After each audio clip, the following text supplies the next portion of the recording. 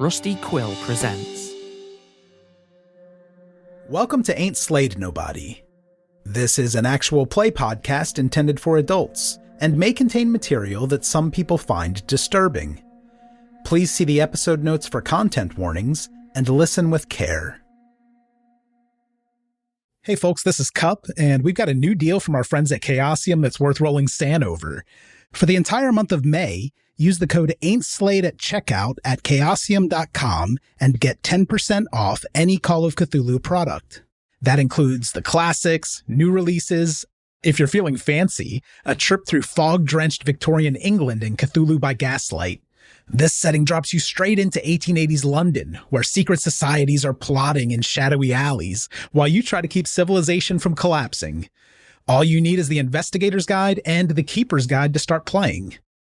Plus, when you buy directly from Chaosium, you get the PDF for free. And if you start with the PDF, but later you want the hardcover, they'll knock the price of the PDF off your book order.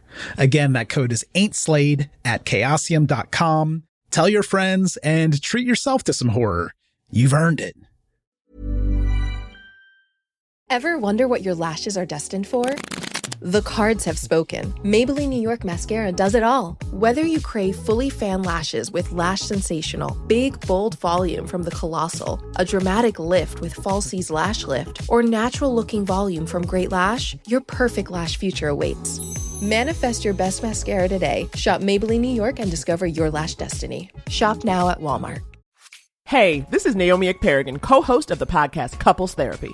I wanted to talk to you about Boost Mobile, the newest 5G network in the country. Boost Mobile's new network delivers customers the speed and service they'd expect from the big three, plus groundbreaking benefits you'd only get from a true challenger in the industry, like letting people try the network risk-free for 30 days, and offering a $25 per month unlimited plan that's guaranteed to never go up in price. So visit your nearest Boost Mobile store or find them online at boostmobile.com.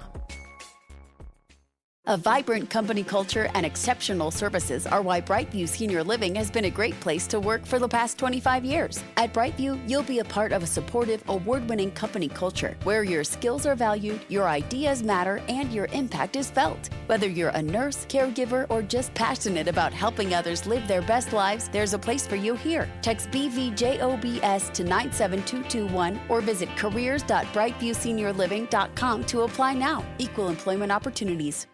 This podcast is brought to you by Aura. By the time you hear about a data breach, your information has already been exposed for months. On average, companies take 277 days to report a breach. That's 9 months where hackers have access to your personal data. That's why we're thrilled to partner with Aura.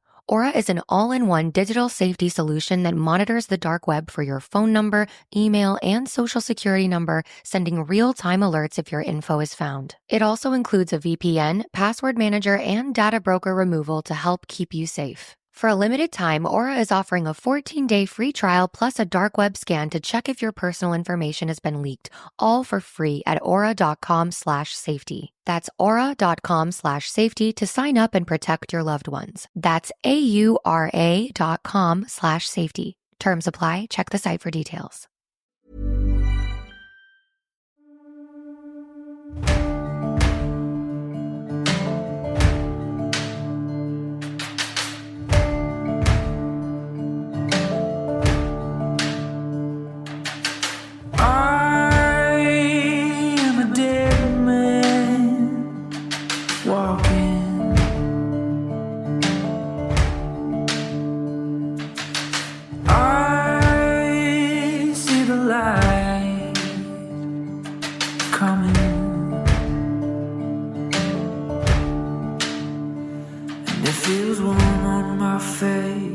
I can't tell, it's gonna burn me down.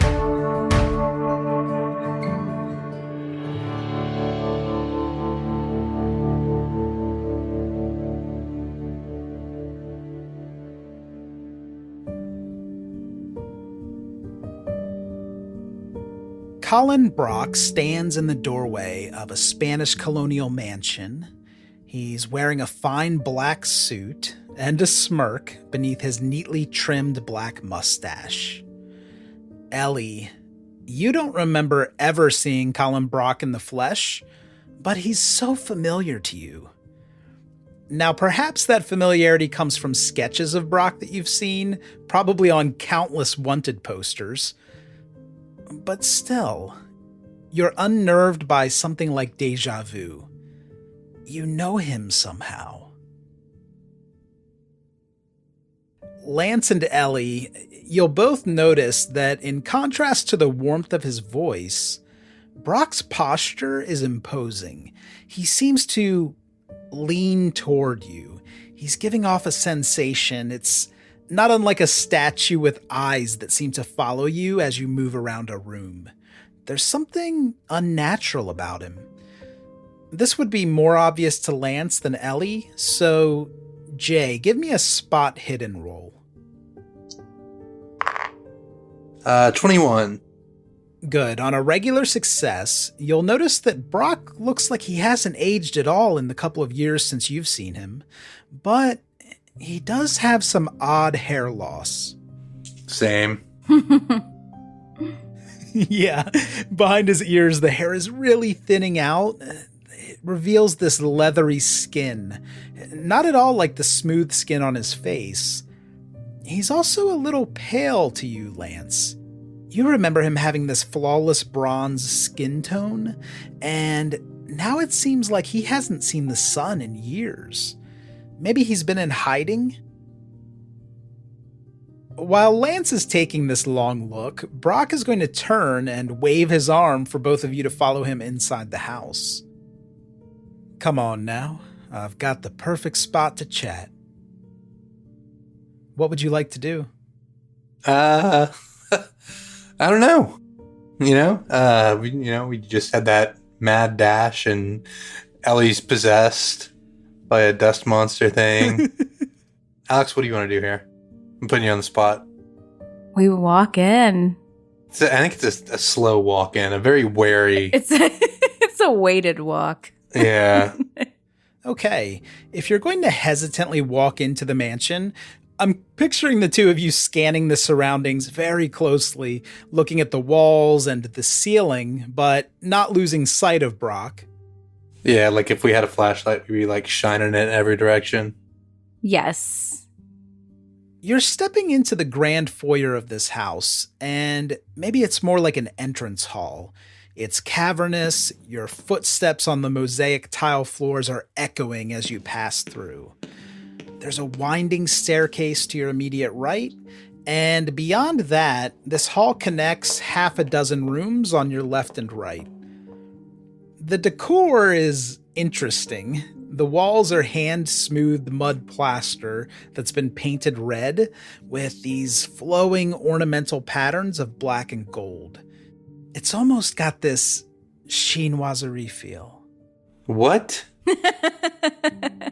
It's imitation Chinese, usually as interpreted by Europeans, but the painted characters don't look to be Chinese.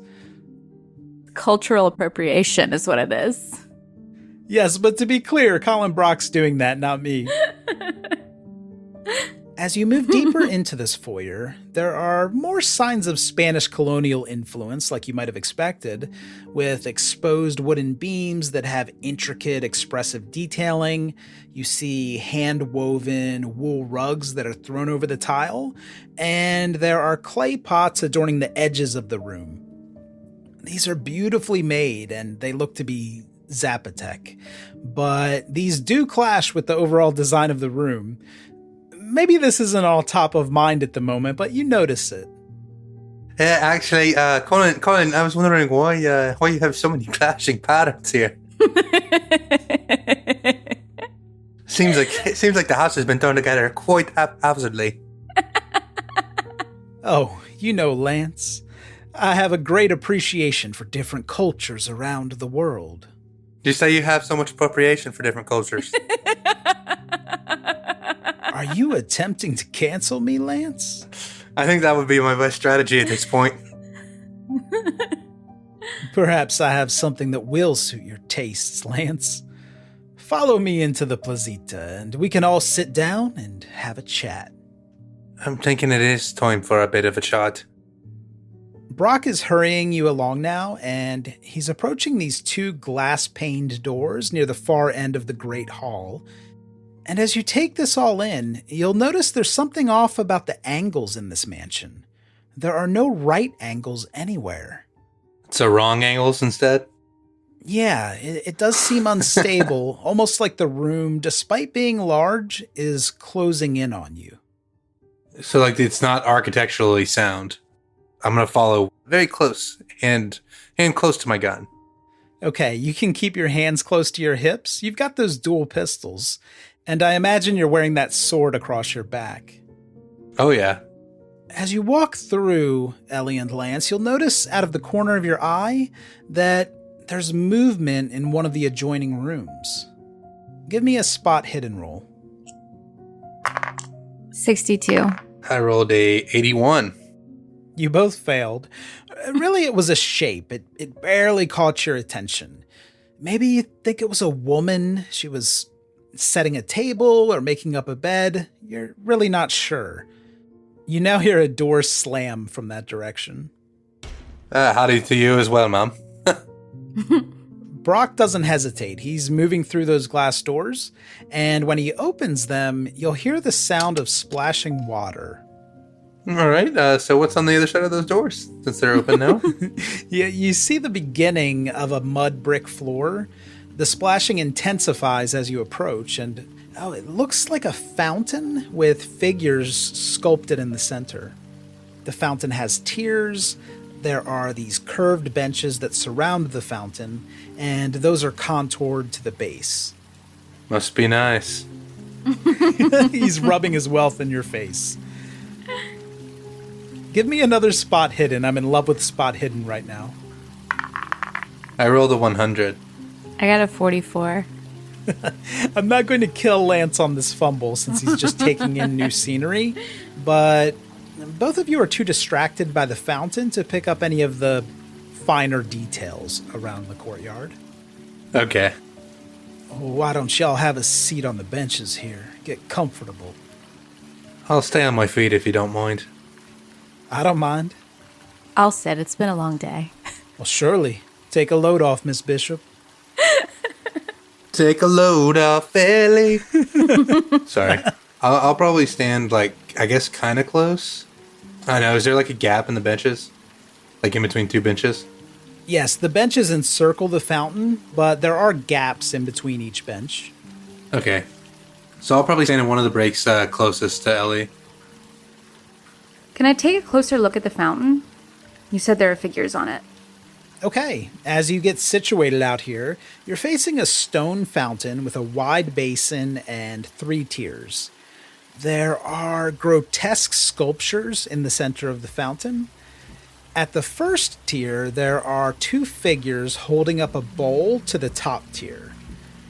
The one on the bottom left has cloven hooves and a forked tail. The stone is distinctive on this one in that it's this reddish-brown tint, unlike the rest of the fountain. The face has a long snout. It's like a cross between a dog and a goat. It's quite odd. The figure on the right is made with blackened stone. It's almost onyx, and that has the head of a jackal. The bodies are muscular human forms, and that top bowl that they're supporting has a stone bird emerging from it, and its wings are spread, but the feet are sculpted deep into the bowl, and its legs are outstretched. It's almost like it's trying to fly, but it's deliberately anchored here. Yikes. Alex, why don't you give me an intelligence roll for Ellie and see if she's perceiving anything else about this fountain? 45. That's a success for Ellie, and yes. You're starting to remember there was this recent dream, and Ellie was walking around a lake, and it was very peaceful, but then she encountered a beast, but was transported away from that lake into a professor's office. And it was in that office that she was looking at a stone tablet. That tablet looked like what Johnny's now wearing as a belt buckle. Do you remember? Yeah. Okay, good.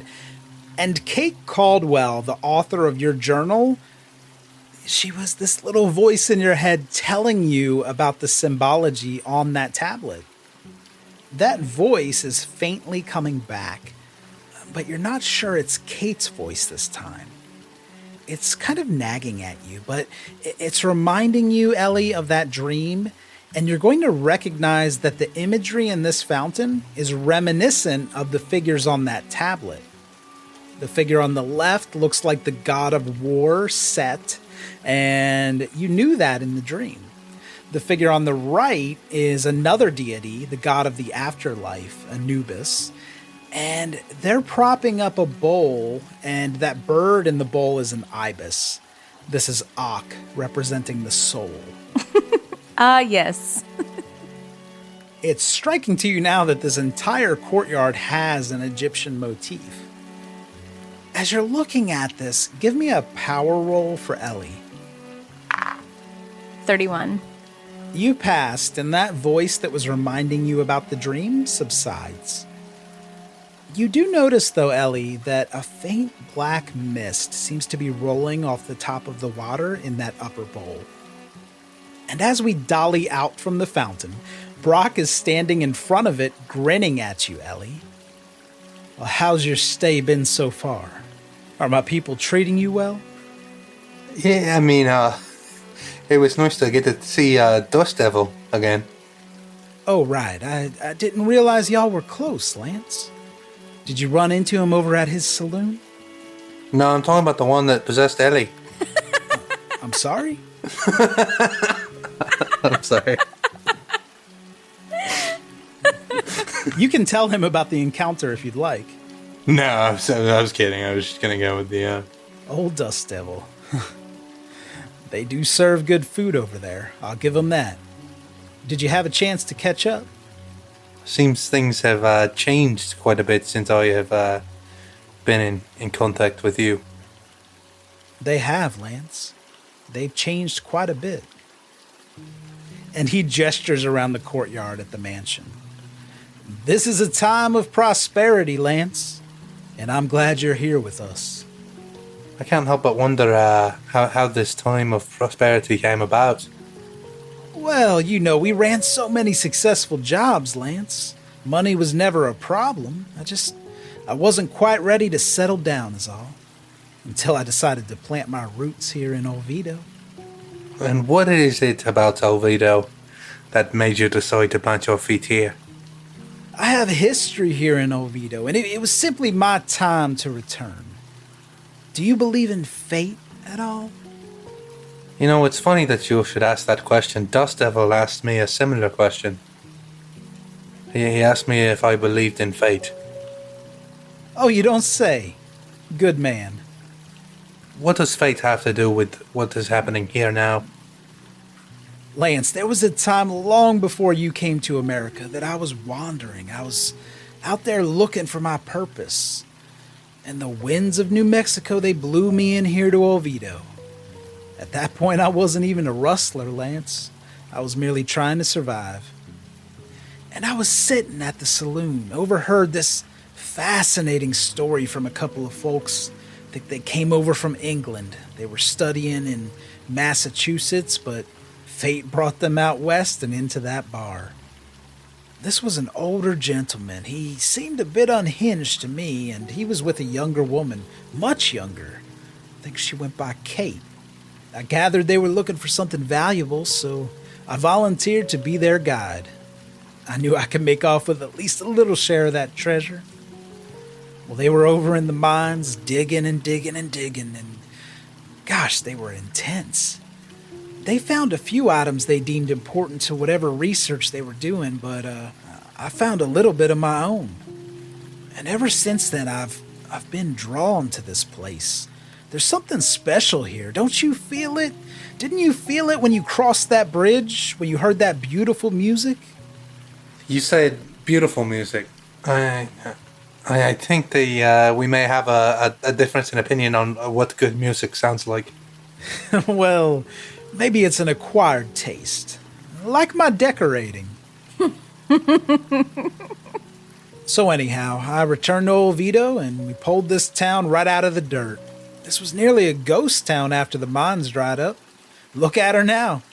Olvido was forgotten and we revived it. Gave it purpose. This town has a fate too, you know. And I can't help but ask, Colin, what do you think that fate is? Well, I plan to show you. Do you not believe in fate, Lance? What are the odds of you and Ellie coming together, forming a posse? Was that not fate? Ellie, what about you? I know you feel it. My fate? I don't think my fate is any of your business. I like you, Ellie. It's going to take you a while to warm up, but that's okay. Like, I cursed the day you were born. I cursed the day you were born. I assume you're here to avenge your daddy? Yeah, that's pretty much it. You'll get your chance, and soon. As you can see, I'm no threat to you. I'm not even armed. He pulls back his coat and turns out his pockets. You don't see anything. Well, let's finish the tour. I'll show you the truth, and then you can decide what to do with it. And he starts to walk back into the house. Say, I understand Ellie's perspective, but Lance, what made you decide Maxwell needed to die? To be honest with you, it sounded like he wanted to die.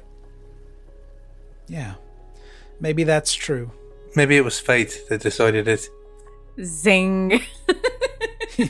You always were smart as a whip, Lance. Do we know in the moment, like, why he killed her father? No, Ellie doesn't know exactly what happened. He was a wanted man, so Ellie might assume that her dad spotted Brock and tried to take him in. Or if they were playing cat and mouse, maybe Brock saw him first. It's a bit of an unsolved mystery as far as you're concerned. Okay, so we don't know any of that? Okay. I think it was fate, though. Y'all killing Maxwell, I didn't really see it that way until right now. But it brought you all together, didn't it? Hey, say, that reminds me. I was expecting 5 of you. What happened to the others? Well... They're dead. Well, we don't actually know. Yeah, I mean, they might be dead. Oh, well, let's hope they're okay. And let's cut to the Fulton Place Hotel. As we look in on the lobby of the Fulton Place Hotel, all is quiet. There's no one here. Lukewarm coffee and a plate of untouched pancakes remain on that communal table, when suddenly a piercing scream breaks the silence. Moving past the front desk, down a short corridor, down the stairs, we enter the basement. Jeremiah, Father Flint, and Johnny Rhodes are reacting to the man responsible for that scream. He's bound to a chair, and his body is covered in scars and fresh cuts. Give me sanity checks, all 3 of you. Again? Oh, did I already take sanity from Jeremiah for this? Yeah, I lost. Oh, not for the scream. I did for the Talon, so I guess I have to do one for the scream now. You do. 18. Jeremiah passes. And I rolled a 40, which is just barely not passing. Against 36? Yeah. That's a 13, that passes. Jeremiah and Johnny, you're going to lose D2 sanity? I got a 1. Okay, I rolled a 1. Good. Both of you just mark off 1 san then. Brandon, give me a D6 for Flint's sanity loss. I rolled a 2. And so as soon as I saw it and he screamed, I kind of have not run out of the room, but taken a few steps back very quickly, and I'm really kind of disoriented now that we're down here and this is all happening. The Talon kind of brought what I was expecting to a different baseline, so the screaming kind of affects me, but not really. So I just kind of take like a step back. Something is building here for Jeremiah, and I kind of like it. Yeah, it's like, oh, what the fuck? The screaming has subsided, and the man before you is bound to the chair, but he's collapsed after this scream. Is he actually dead now? It's not clear. Hey, Hey, buddy. Hey, buddy, you doing all right there? You okay? Hey there, buddy. And I'm getting closer. Is he alive or dead? Jeremiah does notice shallow breathing. If you can hear me, go. If you can hear me, go. There's slight movement in that leathery, scarred chest, but he isn't responding to you. Talking to him isn't working. Hey guys, he's still with us. Is there a car battery that I can... Are we able to get him up the stairs and maybe look at him in the light? Yeah, maybe some sunlight will do the trick. Some fresh air. Yeah. Settle vitamin D. Yeah. Okay, so I'll cut him loose. Jeremiah, I don't think, has a knife. Yeah, sure. I'll cut him loose with Stabby. Okay. Is Stabby the Bowie knife? Yeah. Johnny, you get in close and notice, well, first, how bad this guy smells. It's like he's been rotting away in here for a long time.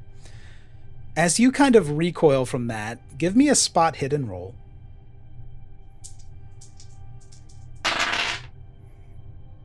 I got a 50. That's a success. On the success, Johnny, you're going to see a glint, almost a glow from something near the very back of this room. I don't know if Johnny's seen anything quite like this before. Maybe it looks like something that belongs on a steam train. It's a large iron box. It has an overhang jutting from the front of it. And under that overhang, there's a small metal door with a knob handle. It's some kind of machine, maybe? How big is this? Like bigger than a bread box? Much larger than a bread box, like a Ford Focus. That's what Johnny would think. You've also noticed something, Johnny, on the back table where the animal parts were strewn about. Here we go. There's a folded sheet of paper underneath a couple of the tools. Okay. Do any of these appear to be Sinead parts? You don't think so. There's what looks to be a horse's ear, but it doesn't look like Sinead's. Okay. Good answer. Yeah. It's not dappled. Mm-hmm. All right, I would like to look at the sheet of paper. I think I know what it is. Okay, you open that to read it, and it's just a short poem, a single stanza. Oh. And it says, "Among the stars, the chain breaks. The gates are flung open, and the mist embraces the earth." Cool. I guess I'm going to look at this machine. Okay. I feel like I'm going to regret that, but I'm going to do it anyway. Hey, what do y'all make of this thing? I want to get everybody else over here in case it kills anybody. It should be all of us. All right. Yeah, it's a great idea. Okay, everyone can walk over there and see the nuts and bolts of this thing. It's a bit warm. You're all looking at this large black iron box up against the wall. Is it a furnace? Out of character, you would think this looks very much like a furnace. Okay. Have we opened this thing? No, you're standing in front of it and the door is closed. It's not visibly locked. Yeah, I'm going to open that. Johnny opens the door and you feel hot air escaping. That metal is warm to the touch. It's dark inside. Even in the lantern light, you can't really make out anything by looking inside, except you think it's full of ash. Mm-hmm. Oh, fuck. Yeah, something here has been reduced to ashes, but you're not sure what that material is. I thought we can fucking guess what that material is. I'm just going to do it. I'd like to reach in there and rummage around in the ash and see if I can find anything. No good. Okay, it's pretty hot. Are you sticking your arm all the way in? I'll put on a glove and I'm sticking my arm in the incinerator. Okay, all right. Okay, with the glove, I won't make you roll for luck. You put your arm inside, and you can't reach most of the ash, but you can certainly brush your hand through the top layer, kind of run your fingers through it. Give me a spot hidden. Oh, yeah, that's what I needed. That is a 21. Yeah, dude. That's it's a hard success. On the hard success, you're going to feel something solid. You can pull that out if you'd like. Yeah. Yep, we're going to do that. This is clearly a bone. Cool. It's pretty large. You can give me a medicine roll to see if you know something about it. Hey, Jeremiah, does this look human to you? I'm asking because he has read You Have a Body. Should I roll first aid for that? No, I think with You Have a Body, Jeremiah doesn't even need to roll. It's going to look like a human bone to Jeremiah. Yeah, that looks like a person. It looks like a tibia. Okay, perfect. If this is a tibia, would you say that the rest of this ash might have some femur mist in it? It could have at once been femur vapor. Off to your right now, you'll notice a door that was hidden from your view when you were in the front of the room. Okay. It's a solid wooden door, and it is locked. Sure. Mm-hmm. It's kind of a large padlock. We still have the keys, though, don't we? Yeah, I didn't put them down. Let's try some keys. I tried the first key. you get to the 7th key out of 10, and the lock clicks open. Can I give a quick listen behind that door to hear the monster that's about to kill us? Absolutely. You can give me a listen roll for Johnny. Yeah, that's a 55. That's a success. On the success, you'll hear bellowing, but it's distant. Bellowing? It's not just bellowing, though. There are other sounds, too. Is it growling? Is it chirping? It's very strange, but certainly more than one thing. Good. This door's pretty thick, so you can't pinpoint anything specifically, but you probably think these are animal sounds. Y'all, there is definitely something behind this door. Are we opening this? Sounds good. Let's bite the big one. Let's do it. And I cock my rifle and draw it. We all have our weapons with us, right? You do. Yeah, okay. I'm just making sure. I got a pickaxe in one hand and a gun in the other. Let's go. Are we Thelma and Louising this? Yep. Okay. All right. Hands clasped. All right. So you're all going in? Well, we're opening the door. Let's not get hasty. That's fair. The door creaks open, and straight ahead, you're looking at a rock wall. Like rock wall? Yeah, and there's Jay. It's Terrell, Texas. You think this area is probably underneath the area behind the front desk, the kitchen, and any storage they have back there. All right. Let's go check the grease trap. Who's leading? Because I don't feel like it should be me since I'm bad at all of the fighting types. Is it dark as shit in here, or do we have like... It's certainly darker in this area, but you do have 2 lanterns that are still lit.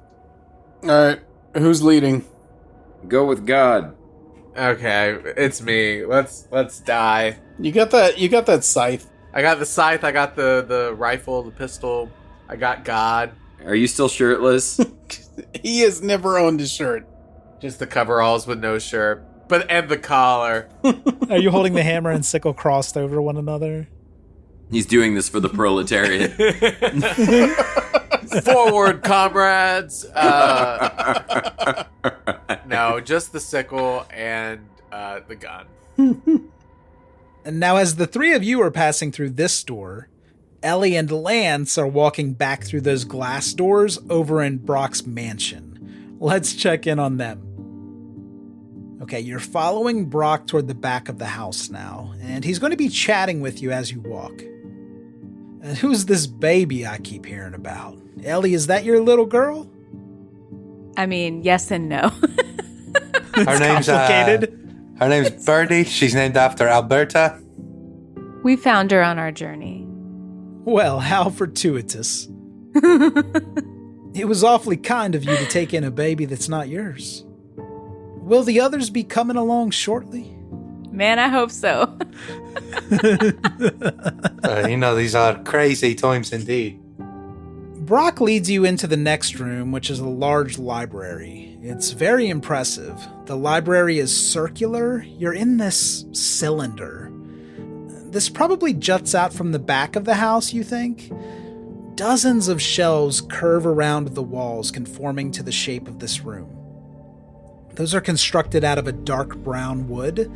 They almost give off the illusion that they're floating, but you know that's not true.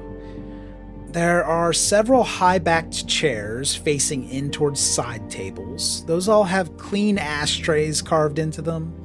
There's daylight streaming in through the windows which face the mountains.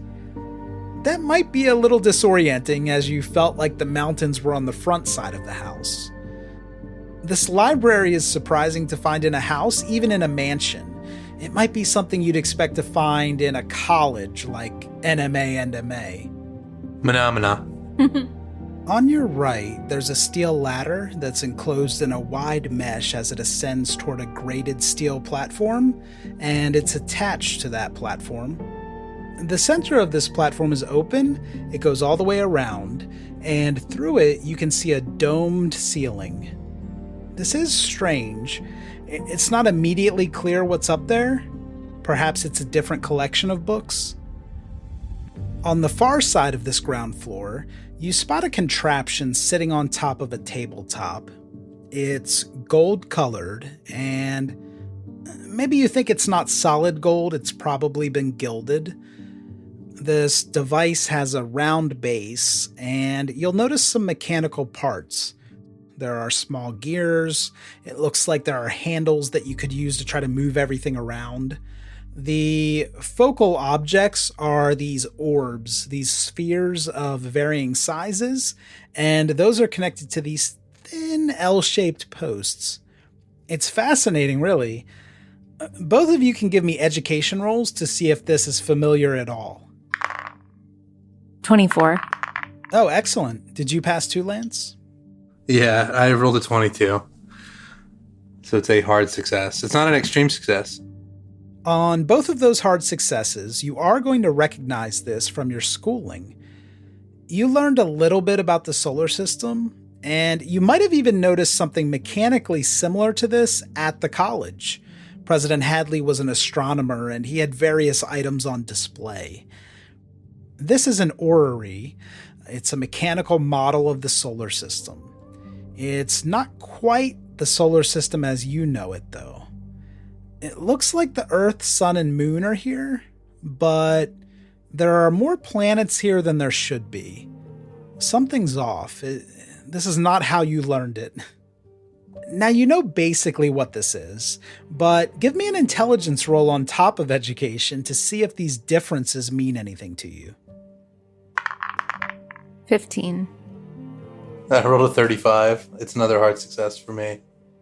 Lance, when you were unconscious, I know that's happened multiple times, but after the gunshot at the campsite, when you woke up and saw Birdie for the very first time, just before that, you saw two orbs, and they were racing to cover another object, like some sort of eclipse.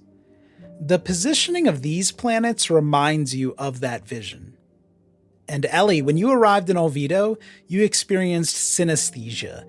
You were suspended in this black mist, and you were facing the mountains.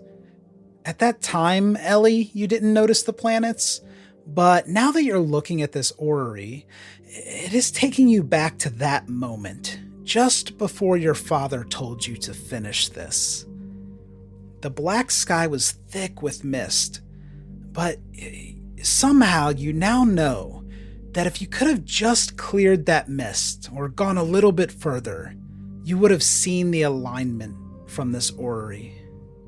Neither of you fully grasps what you're looking at. This is all happening in a matter of seconds, but maybe it's not wrong. And there's a voice right behind your left ear, Lance. Beautiful, isn't it? I'm a bit intrigued by this orrery you have up here. What is it that catches your eye, Lance? You never struck me as an astronomer. Yeah, well, I'm not much of an astronomer, but I do seem to recognize that there are some planets that are perhaps out of shape. What exactly do you mean by that? You think the coordinates are off? Brock gets in close, like he's about to tinker with it. He looks concerned. I think there's only 8 planets in our solar system. I don't remember. Is it 9? 8? I can't remember. Pluto wasn't discovered till the 30s or 40s. So it was 8. Yeah, it was 8 then, and now it's 8 again. Now, Brock, he's kind of brushing his fingers across the model planets. Well, there's Hadath and Ibith and Doxata. What the fuck? What? Those do not seem to be the words that I have learned for planets. Oh, right. You wouldn't know this yet. I get it. I apologize. Perhaps I can show you. And now he starts to walk toward that ladder. Come along now. You're going to want to see this. Okay. Is Ellie going to? I guess. Can I just wait until he turns around, just shoot him, and game over? Yes, you're very welcome to do that at any time. Are you following him up then? Yep. Now that you're up there and your boots are resonating on this steel platform, you'll notice a large brass device, and that's facing an opening at the front of the dome that looks upward and outward. This is a telescope, but it's not something you'd be able to carry by yourself. This is hefty, and it's seated on a sturdy-looking tripod. Brock gestures to Lance toward the telescope, like he wants you to come take a look. It is daytime right now. Would you like to see, Lance? Not particularly, but I'm going to do it anyway. Now, this telescope, it's not directly facing the sun or anything like that, but all you're getting is an eye full of bright blue New Mexico sky. That light, in contrast to the dark library, it's quite harsh to you. I'm not sure what I'm supposed to be looking at here, but I don't think I'm seeing it. Sure, Lance. Well, let's try something else. And he pulls something from the top of his white shirt that's underneath that black suit. He exposes a necklace. The attached stone looks like an elongated diamond shape, but this isn't a diamond. It might be 2 to 3 inches long, and it's kind of a cloudy opal. It's colorful. You see blues and greens and orange, and there are even these shallow carvings. None of those are distinguishable to you, especially from this distance. But Brock is going to remove the stone, and he places it behind the eyepiece of the telescope. He slides it into a little compartment. Now, both of you can try a spot hidden as he's moving this stone right in front of you. Rolling. 73. 52. Okay, you both fail here, and the only other thing you pick up is that the way light refracts when it enters the stone is odd. You're not experts on gemstones or anything like that. It's probably fine, but you did notice that. Take another look, Lance. Well, it almost blinded me last time I looked through the telescope, so... Well, that was my mistake. You don't need to worry about that now. And he even turns the telescope. He pivots it on the tripod so that now it's facing directly into the wall. All right, well, I suppose I can humor you. Like, what the fuck is this guy's problem? When you look through the telescope, Lance, you're not seeing the wall as you might expect. There's this manifestation of brilliant light. Yeah. And this prismatic light, it's like it's shining through a crystal. It's intensifying the outlines of distant shapes. Lance, you'll begin to see imagery that's reminiscent of that dream and the imminent eclipse. These planetary bodies look like they're going to collide, but it's impossible for you to estimate the depth, so they may just be crossing. And what you're seeing, you're attracted to it strangely, Lance. This is beautiful. It's almost difficult for you to pull your eye away. But when you finally do, I will need a sanity check. All right.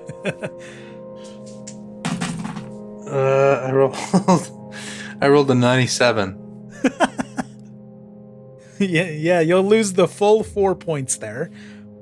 Lance is clearly affected by what he saw through the telescope. How is he reacting?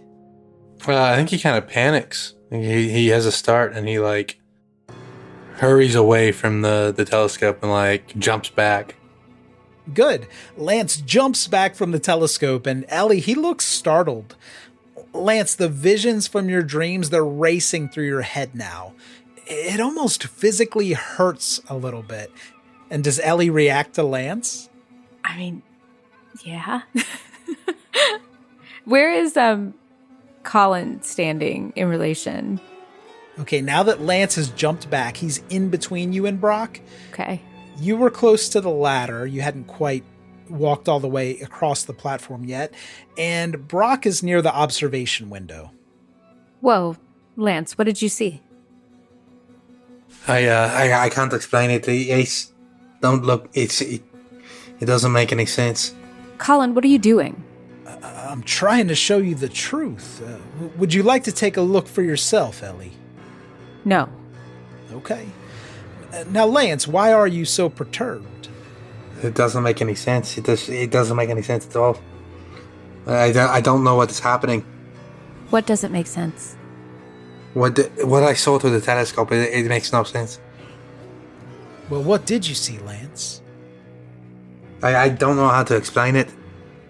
It doesn't make any kind of scientific sense.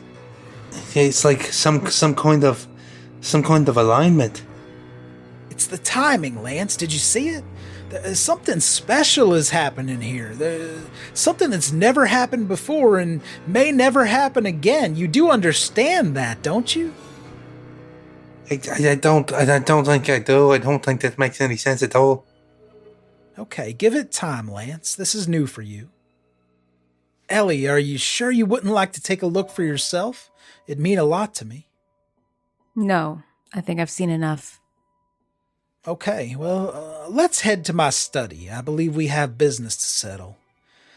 I only have a couple other things to share, and then you're free to do what you'd like. And Brock removes the stone from the telescope and reattaches that to his necklace. He tucks that back into his shirt, and then he starts down the ladder. I'm thinking about just like shooting him while he's climbing down the ladder. Yeah, can we just shoot him? Yes, absolutely, you can shoot him. But then what happens? It's not... We're outnumbered. I feel like it's not going to go well. Yeah. Let's just go to the study. I'm cool with that. Okay, Colin Brock will begin leading you out of the library, but first let's check on Father Flint, who was leading Johnny and Jeremiah into a second room in the hotel basement. In the lantern light, Father, you're going to be taking things in a little at a time. And if you follow that stone wall down the corridor in this room, the wall is going to start giving way to iron bars. This is some kind of cage or barred cell, and those bars are going from ceiling to floor. We're Scooby-Dooing right behind him, by the way. Yeah.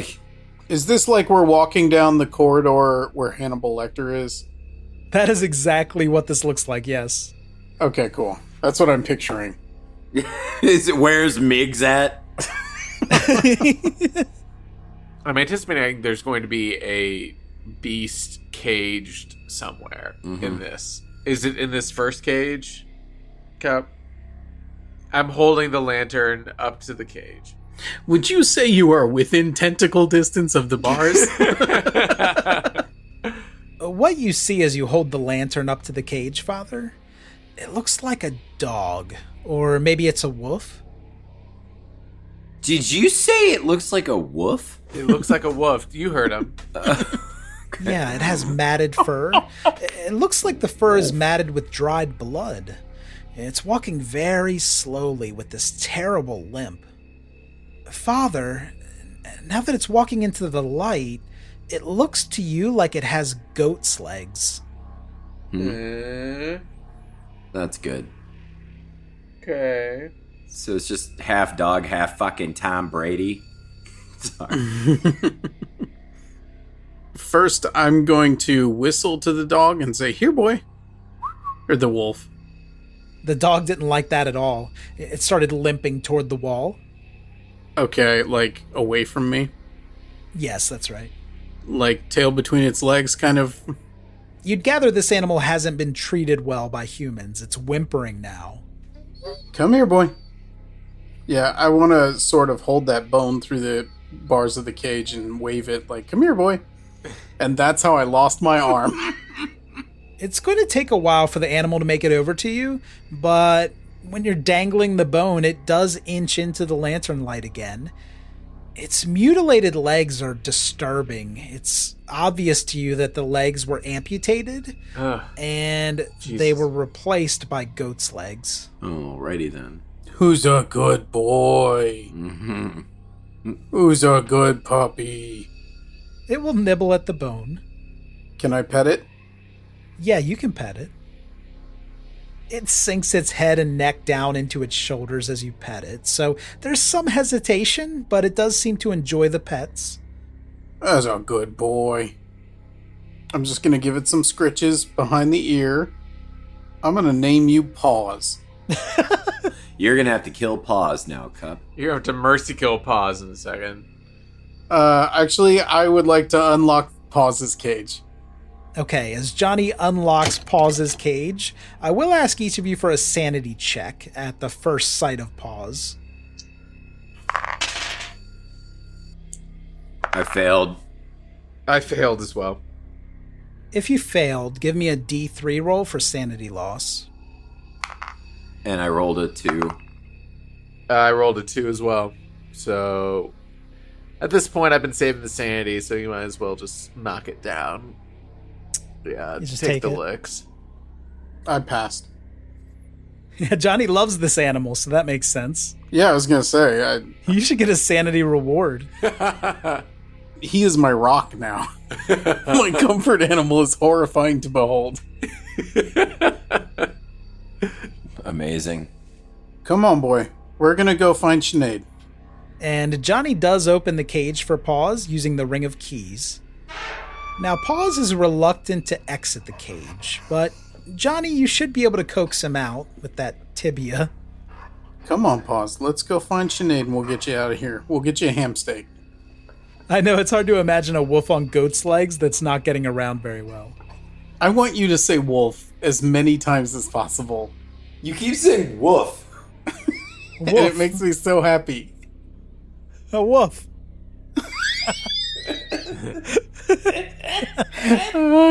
I don't know if this is a bit or not. I can't even think of another way to say it. A wolf.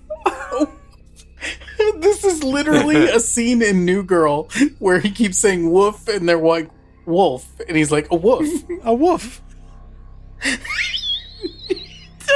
You have to keep this in the episode. I swear to God. I don't even understand what I'm doing wrong. It sounds like I'm saying what you're saying. There's an L in the word. Cuppy, I know, the guy I'm that saying wrote it. Law and Order's name. What's his name? Dick Wolf. It's the best thing that's happened in this show. I'm saying the L. Wolf. No, you're not. No, you're not saying the L. There's no part of you saying L. You're saying wolf. Okay. Say WOLF. Wolf. Okay, now say WOOF. Wolf. It's the same words. The same word. No, it's not. It's wolf and woof. Wolf and woof. Oh, now you're saying the L. Yeah, okay. Wait, when did English yeah. become Mandarin and tonal? Hold on. Let me say it in a sentence. Okay. We've heard you say it in a sentence, but continue. The wolf has goat legs. The wolf. You're doing this on purpose. Hold on. we have to move on, or I'm gonna have an aneurysm. The wolf. Wolf. I can't. There you go. Oh, there it was. Oh, No, good job. that's not natural. Wolf. Wolf. I don't like that. I'm not only keeping that, I'm keeping the whole sequence. Please do, because this made my night. All right, I'm gonna be self-conscious about that word forever. All right, so Paws is It's following like us. salve, but the opposite. It's the opposite of salve. Exactly. Okay, so the dog wolf is not quite by your side yet, but has gone through the opening to the cage. Sure, that's fine. Good boy. What would you like to do? Continue on down and see if I can befriend any more horrors. Any more abominations. Give me a luck roll. Oh. Okay. Me? Yeah, Johnny. 61. If that's luck, it's definitely a fail. Okay, you failed. Are you letting Paws do whatever he likes? Yeah. I mean, I'm not the boss of him. Okay. If you're proceeding toward the next cage, Paws is going to liven up a little bit and start snarling. Yeah, he sticks his nose between the bars. Pause. I need you to back up, buddy. There might be tentacles. I'm going to stand outside of tentacle range and hold up my lantern to look into this cage. You're quickly learning that this is some sort of menagerie. It's a Dr. Moreau Island of Horrors. I get it. Yeah, we got it. It's a 3-assed monkey.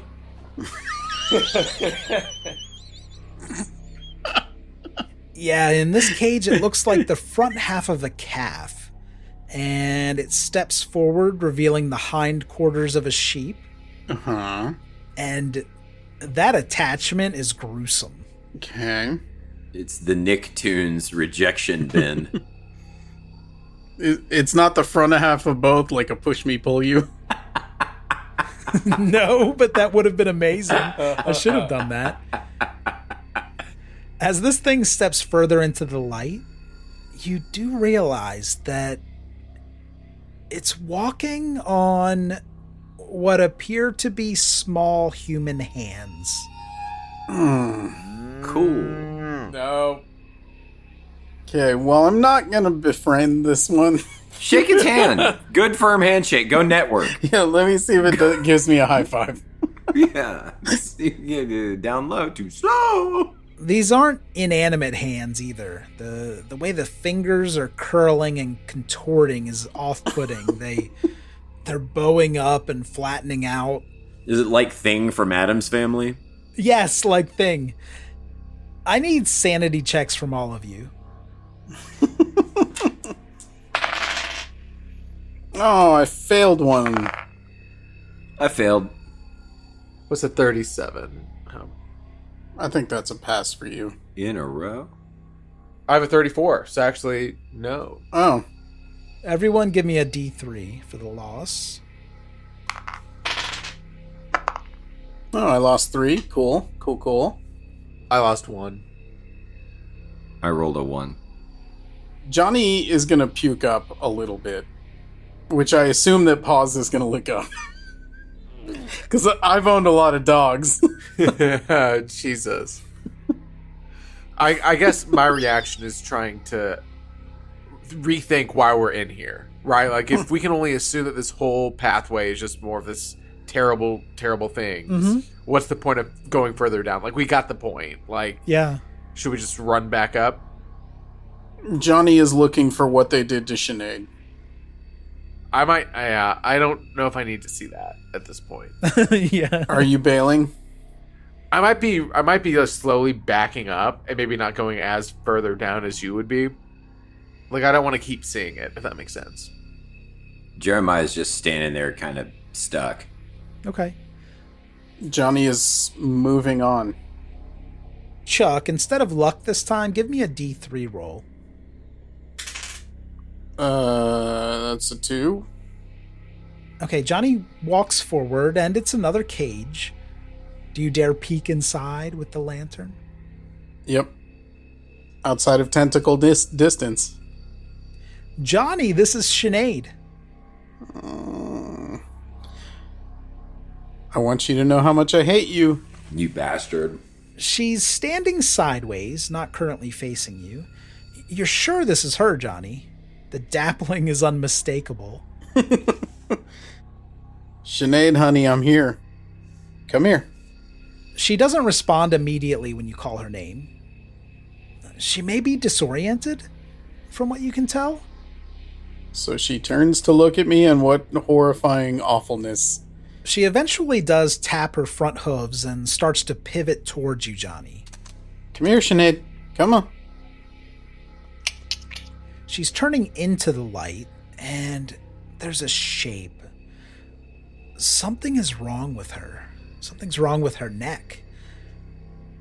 You can see her full face, which is intact, but Sinead looks out of sorts. Maybe she's been tranquilized recently? Oh, now you see it, Johnny. Okay. It's like a boar's head has been hideously grafted onto the base of Sinead's neck. But also her head? Yes, her head seems okay. This is an addition without obvious subtraction. I described this as a boar's head, but perhaps it's more accurate to say a boar's face. It's not attached at the boar's neck. This isn't a complete skull, but the boar is animated. It's not lifeless. It's drooling and making guttural sounds as it locks eyes with you, Johnny, and lets out a squeal. Yeah, it looks like the boar is trying to bite at Sinead's neck, but it can't quite make that work. Give me a sanity check for Johnny. That's a fail. Okay, she's your horse, so give me a d6 for the loss. That's a 2. Okay, you avoid any bout of madness as Sinead begins to walk closer to the bars. Does she seem like she recognizes me? She does have this drowsy look, but it is Sinead. You don't think she's had a lobotomy or anything like that. Come here, Sinead. Let me see what they did to you. The area of her neck where the boar face was attached is horrific. It's seeping blood and black fluid. It looks like this might have been done haphazardly and recently, but that's obvious. Okay. I'm going to call out to Jeremiah and Flint, and I'm going to say, boys, if you don't have the stomach for this, I'm going to need you to go ahead and head back up the hallway for a minute. And then I'm going to go unlock Sinead's cage. Jeremiah's going to leave. Yeah, I'm going to slowly back away, especially, if he's just going to lead her out. Please stay within distance where if I'm attacked, I have help. Yeah, no, we're keeping it like... Right. We're keeping it We're close. Just backing up. Yeah. Here's the thing, boys. I have found Sinead, and she is not in a good way, but she's coming with me. Sinead and Paws and I are heading back out. They need to exact their revenge upon Colin Brock at some point. They're coming with me. I have to announce that we need the fan art of Johnny walking out of this place with these two animals. I need that, please, God. It would look awesome. That would be the most metal thing in this entire podcast. Just me walking out of the dark with a lantern followed by these two horrific abominations. So you feel no love for the animal in the middle cage, Johnny? No, I'm not interested in that sheep hand bullshit. Okay. Yeah. It's fucking terrifying.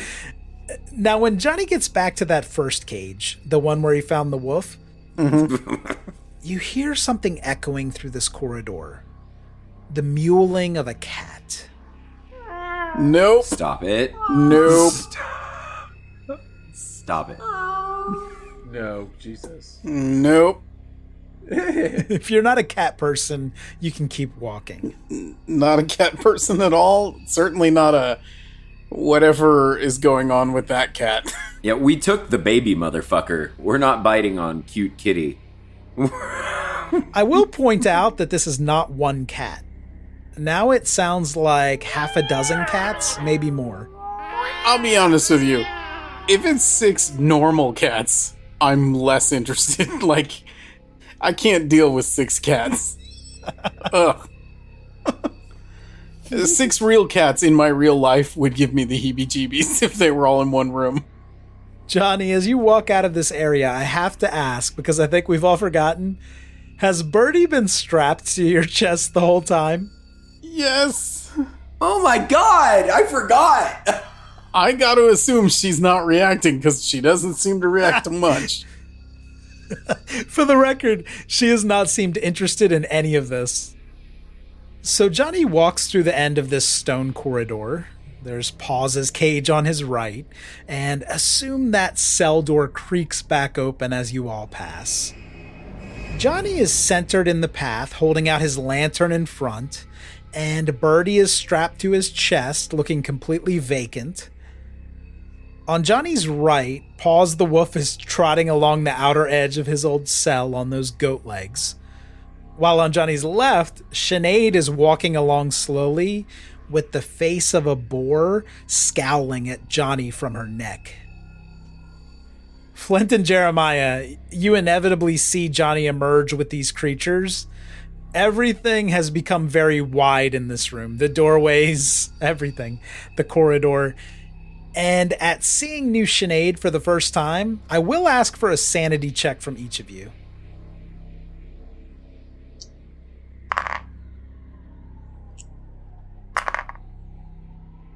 Yeah, I failed again and I got a 3. Yeah, fine. D3 is what I was going to call for. Yeah, I got a 65, and let me roll, and I got a 1. I'm down to 19 now, and I started this game with 25. What? Okay, with that, I do have news. What's the... Yes. Jeremiah is indefinitely insane, having lost more than 1/5 of his sanity today.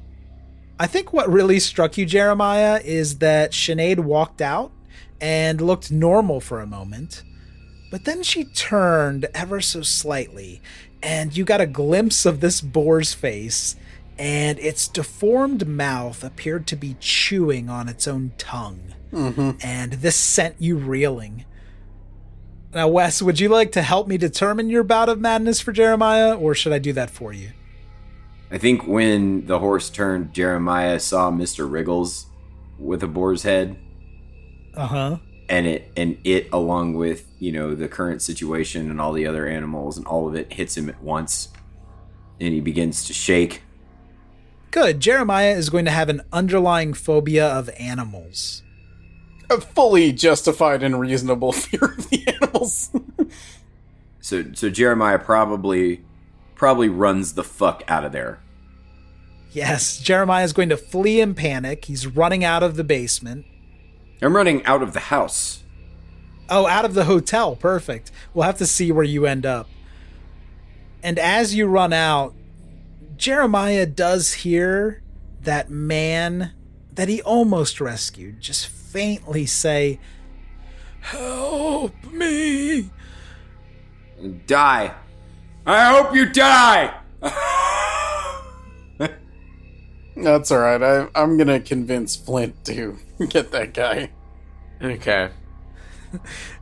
Father Flint and Johnny, you watch Jeremiah hightail it out of the basement. That tracks. That makes sense. Right? No one's surprised by this. No, I get it. Is the man tied? Like, how do I untie him? What's he tied with? Johnny already cut him down with a Bowie knife, and then you all went to look at the incinerator and left him here. Oh, so he's just kind of laying on the ground now. Okay, great. And I just wandered off. This man doesn't look dead, but he's in a bad place, and he's crumpled on the floor. Maybe carry him out bodyguard style. Yeah.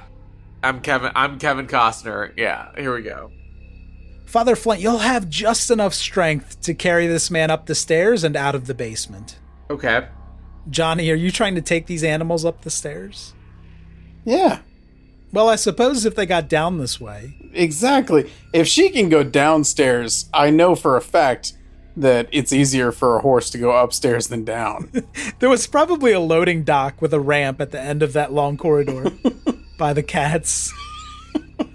Yeah, the stairway is much wider than you remembered it, and the steps aren't that steep at all. It's very sturdy, too. It could hold up a horse or two. Paws is bringing up the rear. This is incredibly difficult for Paws. That makes sense. You do make it out of the basement. I'm happy to give you that win. Cool. Thanks. And now we'll pause and Sorry. See what Ellie and Lance are getting into at Colin Brock's mansion. Brock is leading you to the study now, and it's not far from the library. He walks you through that hall connecting all of the rooms and into an office. Inside, there's this massive red maple desk in the center of the room, and there's a high-backed leather chair behind it. It has prominent metal studs along its curved back. There are 2 smaller chairs that await on your side of the desk. Brock starts to work his way behind the desk. Now both of you have a seat. I insist. I think I'm still too kind of shook. Lance, you could try standing behind one of the chairs, maybe gripping it. Yeah. Is Ellie sitting? Yeah, I'm sitting, but it isn't like it's an interrogation, so I'm not just like sitting like a weakling. I've got like a leg crossed and I'm leaning forward. That's going to be easy to do because the chairs almost seem to lean forward. Yeah, the backing tilts inward to keep you at attention, maybe. You'll both notice a full-length seated portrait of Colin Brock on the wall. Maybe he's a narcissist. In the painting, he's looking off to his right a bit while holding his hat in his right hand, and he's leaning on a sword pommel with his left. He looks to be the same age as he is now. His dress coat is adorned with a double row of brass buttons. He's in the foreground of some kind of camp with tents, and there's activity from soldiers in the background. Why don't both of you give me education rolls as you take notice of this portrait? 42, which is still a hard success. Yeah, Lance with the big brain. 62. Ellie barely failed here, but Lance is going to know that Brock is dressed as a U.S. military officer. But what really strikes you as peculiar is that his uniform looks like one from the Mexican-American War, which took place in the late 1840s. And what year are we in now? 1891. Okay, I thought so. Yeah, it's a bit odd. You sure you don't want to rest your bones, Lance? Looks like you've had a rough go of it. No, I still don't think I will sit down. All right, well, Ellie, I know why you're here. Why were you so hell-bent on finding me? Well, you are the one who killed my dad. Ah, well, of course. You know, there may be a little bit from my history with your father that never came to light for you, Ellie. You know, I did spend some time in Canutillo myself as a younger man. We didn't call it Canutillo then, but, well, here, let me show you. Brock begins to open one of the drawers in that desk. You know Clay, your daddy, he was a smart man, and I was quite fond of him. We had some dealings, Ellie, before he was murdered. You know a little bit about me, Ellie, but you really just know about the very end of my journey with your father. And as he's talking, he takes out a stack of letters that are tied up with twine, and he sets those on the desk. Your daddy and I, we were in the same circle, Ellie. He was my confidant, believe it or not. And he was a big believer in fate. And he pushes that stack of correspondence across the desk towards you, Ellie. Have a look for yourself. Okay. Do I need to roll to be able to read it? No, I don't need a roll. I just need to know whether you accept the stack. Yeah, I'll take it. Okay, and you're looking at the letters. Yeah, I want to rifle through it. Ellie, you quickly realize that this is genuine correspondence between your father, Clay Bishop, and Colin Brock. The handwriting is unmistakably your father's. The letters are a little strange. They discuss meeting dates and locations, progress updates. It's quite businesslike, but it's vague on details on what they were working on. They had some kind of relationship, and that alone is going to be surprising to you, Ellie. As you're flipping through, one letter catches Ellie's eye. You recognize your mother's name, and this is in your father's handwriting. Colin, you'll regret to learn that we lost Dorothy last month. I'm broken, But little Ellie is doing well, and I love her so. Pray for her. We moved back to the old house, and I need to unpack our things, but it hurts. I've been having more intense dreams. I want to meet again next month. Be cautious, and our studies will not be disrupted. I've seen to that personally. Date and location to follow. And that's not all. There's another letter mentioning you and your mother. My memory has so failed that I look back on our past correspondence to recall progress. Please update me on your experiments. It has been too long since we talked. I went this morning to do some shopping for my dear little daughter. She is proving to be a bright child. Dorothy would be proud of her. I pray her future is of her own making. I focus so on little things, I find I am often behind on matters of great importance. Ellie, your father was a dear friend of mine, and I hope you do believe me when I tell you I'd never want to see him killed like that. We were working on some things together. You've seen the orrery. We were both having these strange dreams, and I took your father under my wing. Well, that's not fair. He was more of an equal to me than a student. So why did you kill him? Well, see, that's just the thing, Ellie. And Brock reaches back into the desk drawer. I've been holding on to this, Ellie. It's been a weight. It's been something that anchored me to my purpose. It's reminded me that I need to finish this, Ellie. And he shows you a sheriff's badge that he's removed from the drawer, and he sets it on the desk between you and Lance. Ellie, you're going to immediately recognize that as your father's badge. It's the badge he wore every day, the one that was never recovered from his body. Is Lance reacting to this? I think Lance is going to kind of just see what happens here. Okay. You see, Ellie, I needed to speak to your father. It had been months since we spoke, and everything was beginning to happen and to align, and I thought we needed to move forward. Now, your daddy, he was a good man, but he was stubborn as hell, and he refused to hear me out on any of this. Couldn't get his ear when I needed him the most. So I made a decision. I felt like I had to bring him in. I just needed one more opportunity. And of course I regret this now, Ellie. I never did get a straight story about what happened because, well, he fled. But we're all here now by the hand of fate. So maybe we should just go ahead and ask Lance why he killed your daddy, Ellie. Whoa.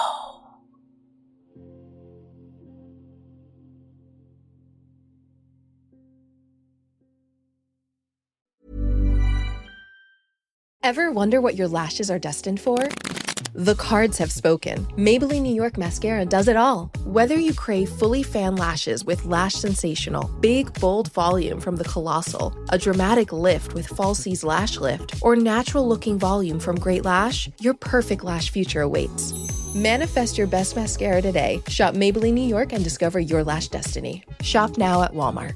It is Ryan Seacrest here. There was a recent social media trend which consisted of flying on a plane with no music, no movies, no entertainment. But a better trend would be going to ChumbaCasino.com. It's like having a mini social casino in your pocket. Chumba Casino has over 100 online casino-style games, all absolutely free. It's the most fun you can have online and on a plane. So grab your free welcome bonus now at ChumbaCasino.com. Sponsored by Chumba Casino. No purchase necessary. VGW Group. Void where prohibited by law. 21 plus. Terms and conditions apply.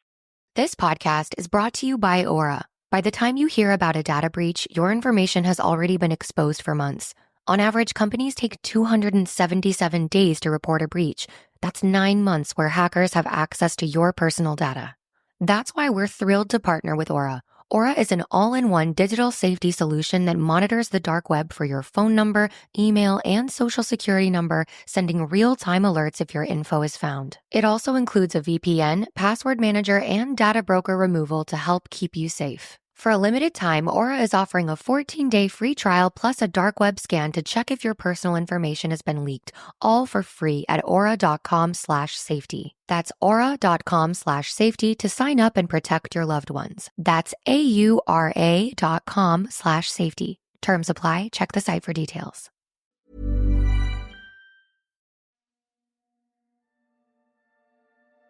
Thank you for listening to Ain't Slayed Nobody. For ad-free episodes, lots of bonus content, and special programming, please join our wolf pack at patreon.com/ain'tslayed or subscribe to Ain't Slayed Nobody Plus at Apple Podcasts. Nothing helps the show more than becoming a subscriber.